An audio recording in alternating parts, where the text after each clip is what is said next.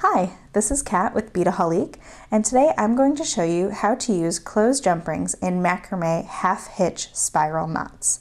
Now you can see this technique as I've done in the Mackenzie bracelet, and all I've done is I've just done half hitch knots to create sort of a spiral effect. And this is something that I usually see in friendship bracelets and that kind of stuff, but I wanted to give it a little extra embellishment, so I added closed jump rings, and it kind of gives it a little bit of a chain-like effect.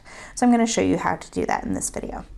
I'm using my mini macrame board, and I've already set it up. I have the 2mm waxed cotton cord in orange, and then what I've done to my end is I've actually added closed jump rings. I've just sort of added on a few to get started, and then I've tied a very loose knot. And to make adding on my jump rings a little bit easier, I've added just a little piece of tape here to the end so they'll slide over. And these are gold-plated 4mm 20 gauge jump rings. So I'll show you how to do this real quick. So to tie a half hitch knot, what you're going to do is you're going to take your cord, your longer cord, and you're going to basically make a number 4.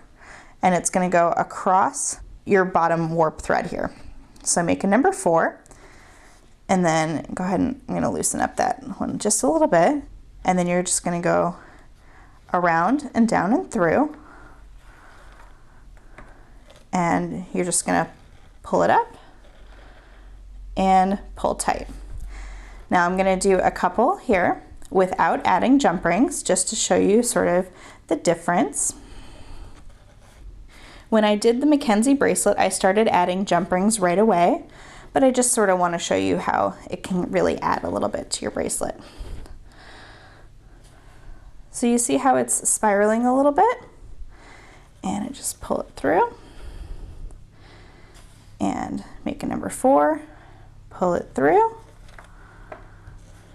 and you'll notice it starts to spiral all on its own right up there.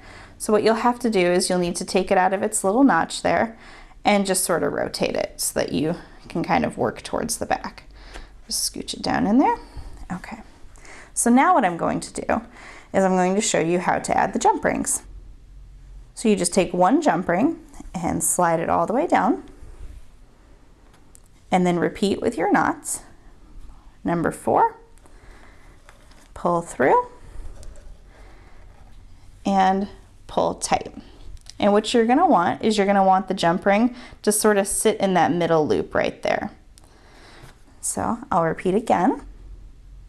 Slide a jump ring down, make a number 4,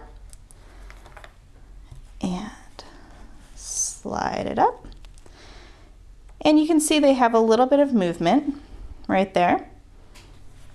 I'll just do a couple more just to show you the pattern. This is very simple to do. It's a great, easy way to sort of embellish.